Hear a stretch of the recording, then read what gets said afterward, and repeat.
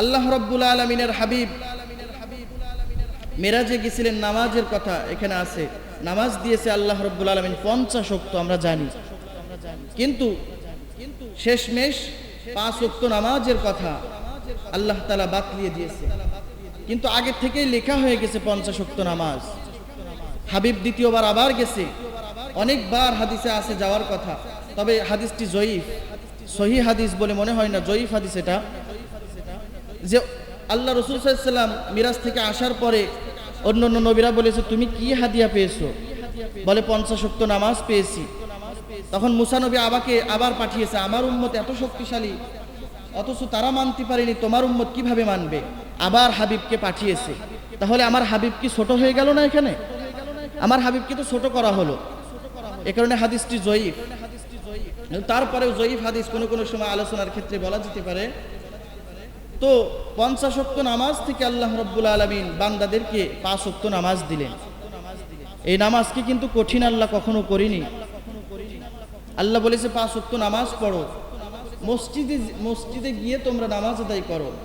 যদি মসজিদে নামাজ আদায় করতে না পারো, যদি তোমার কাজের সমস্যা, বিভিন্ন বালা মুসিবত থাকে, তাহলে তুমি বাড়ি নামাজ পড়ো, তারপরেও নামাজ পড়ো।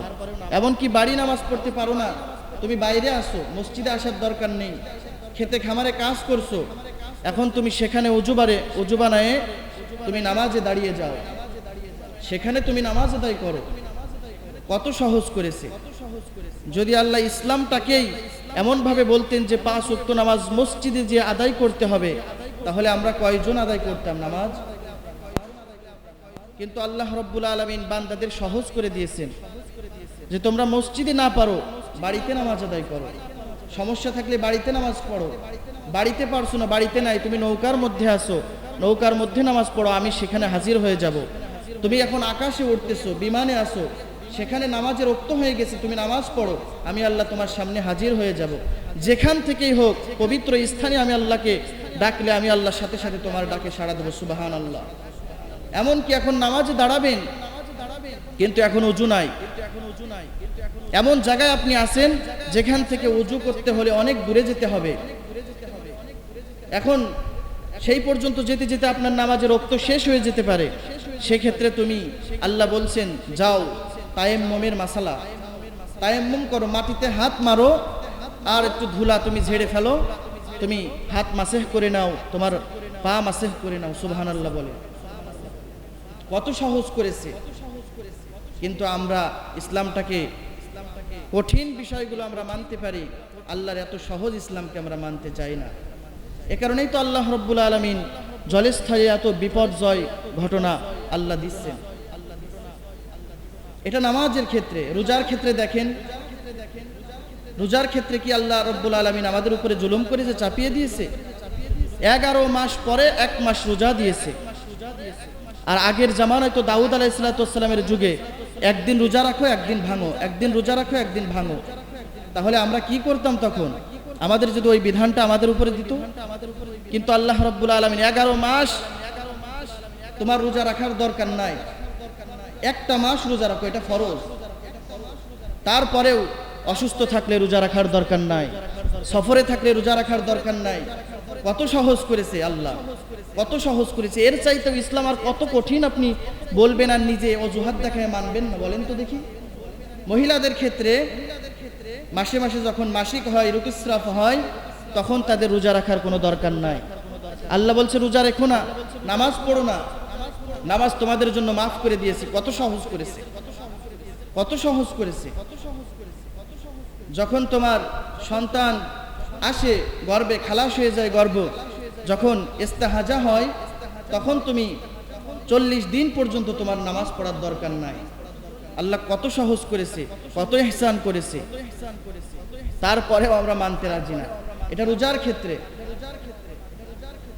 হজের ক্ষেত্রে আল্লাহ কত সহজ করেছে। জীবনে একবার যদি হজ করো, তাহলে তোমার ফরজ বিধান আদায় হয়ে যাবে। সুবহানাল্লাহ। যদি সামর্থ্যবান হও, জীবনে একবার হজ্জে বাইতুল্লাহ জিয়ারত করলে, তোমার জীবনে তোমার 1000 বার, তুমি 100 বার তুমি আমেরিকায় যাচ্ছ, ভারত যাচ্ছ, আল্লাহ কিন্তু এটার হিসাব করবে না। তুমি যেখানে ইচ্ছা যাও, 100 বার যাও বান্দা, কিন্তু সামর্থ্যবান হলে একবার আমার ঘর থেকে ঘুরে আসো। সুবহানাল্লাহ বলেন। বারবার যাওয়ার দরকার নাই, একবার যে ঘুরে আসেন। কিন্তু এমন সময় এত ব্যস্ততা যে তুমি যাওয়ার সুযোগ পাওনি। শেষ বয়সে তোমার যখন টাকা সামর্থ্যবান হয়েছো, তখন তোমার যেতে মনে চায়, কিন্তু তুমি অপারগ হয়ে গেছো, তুমি ওখানে যে কিছুই কোনো আহকাম মানতে পারবা না। সেক্ষেত্রে তুমি কি করবা? আল্লাহ বলছে তোমার একটা প্রতিনিধি পাঠিয়ে দাও, তোমার পক্ষ থেকে তোমার হজটা আদায় করে দেবে। সুবহানাল্লাহ বলেন। এর চাইতে ইসলাম কি আল্লাহ সহজ করবে বলেন তো দেখি? ইসলামটা এত সহজ আল্লাহ করেছে, ইসলামটা এত সহজ আল্লাহ রাব্বুল আলামিন আমাদের কি করেছে। এজন্য আমরা ইসলামকে কঠিন করি। আমরা বলি যে 5 ওয়াক্ত নামাজের কি দরকার। যত নাফরমানি বেড়ে গেছে আল্লাহর, তত রকমারি গজব আল্লাহ রাব্বুল আলামিন সমাজের মধ্যে দিচ্ছে। এবং কিয়ামতের আগে মানুষের চেহারা বিকৃত হবে, কিয়ামতের আগে মানুষের কথা বিকৃত হয়ে যাবে, মুখ বাঁকা হয়ে যাবে।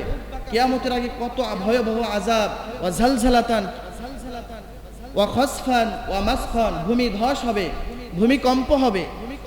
যদি মানুষ তার নাফরমান থেকে ফিরে না আসে, তাহলে ওই যে বনি ইসরাইলের মধ্যে যেমন ভাবে তাদের আযাব গজব দেওয়া হয়েছিল, আল্লাহ রাব্বুল আলামিন আরব আমিরাত এবং দুবাইয়েও এমন গজব দিবে। দুবাইয়ের মধ্যে যেমন বন্যায় ভেসে গেছে, আর আমাদের সমাজের মধ্যে আরবের মতন তাপমাত্রা আমাদের বাংলাদেশে দিয়েছে, এটা গজব। আল্লাহ বলেন জহরল ফাসাদু ফিল বাররি ওয়াল বাহরি বিমা কাসাবাত আইদিন নাস লিইউযীকাহুম বা'দাল্লাযী আমিলু লাআল্লাহুম ইয়ারজিউন। আল্লাহ বলেন জলে স্থলে যত বিপর্যয় ঘটনা ঘটে, এগুলো মানুষের হাতের কামাই, মানুষ হাতের কামাই করে।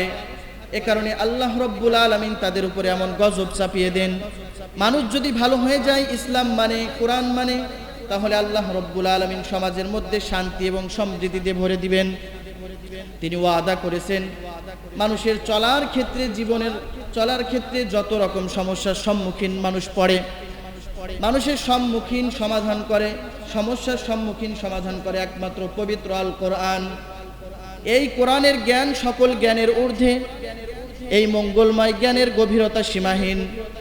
মানুষ যা কিছু তার প্রয়োজন, তার চলার পথে যা কিছু প্রয়োজন, তার সীমিত জ্ঞান এবং বিজ্ঞান জেনেটিক সায়েন্স কখনো দিতে পারবে না। এটা একমাত্র কুরআনুল কারীম দিতে পারে। সুবহানাল্লাহ বলেন। এই কোরআনের জ্ঞানের কাছে মানুষের জ্ঞান মুকাফিক্কি, বিজ্ঞান কিন্তু কোরআনের কাছে মুকাফিক্কি নয়, জেনারেল সায়েন্স কিন্তু কোরআনের কাছে মুকাফিক্কি নয়, এই কোরআন কিন্তু তাদের কাছে মুকাফিক্কি নয়, বরং বিজ্ঞান এবং মানুষের জ্ঞান এটা হলো কোরআনের কাছে মুকাফিক্কি। এখন এই কোরআন দিয়ে যদি জীবন চালান, তাহলে সমাজের মধ্যে, দেশের মধ্যে শান্তি আসবে না নাই? আল্লাহ খুশি হবে কিনা? আল্লাহর বিধান বাদ দিয়ে যদি মন গড়া বিধান সমাজের মধ্যে কায়েম হয়, মন গড়া বিধান যদি সমাজের মধ্যে মানুষ বাস্তবায়ন করে, তাহলে কোনোদিন সমাজের মধ্যে নাফরমানি বন্ধ হবে না। আমরা দেখেছি ধর্ষণের বিচার করতেছে তাদের মতন করে, এমনকি এখন একটা মেয়ে বাসের মধ্যে উঠলে নিরাপদ নয়, বাসের ড্রাইভার, হেল্পার, তারপর যারা আছে তাদের কাছেও একটা মেয়ে নিরাপদ নয়, একটা মা নিরাপদ নয়, মায়ের ইজ্জত নিরাপদ নয়। এমন ঘটনা বাংলার জমিনে ঘটেছে, স্বামীকে বেঁধে স্ত্রীকে ধর্ষণ করেছে, গণধর্ষণ, নাউজুবিল্লাহ বলেন।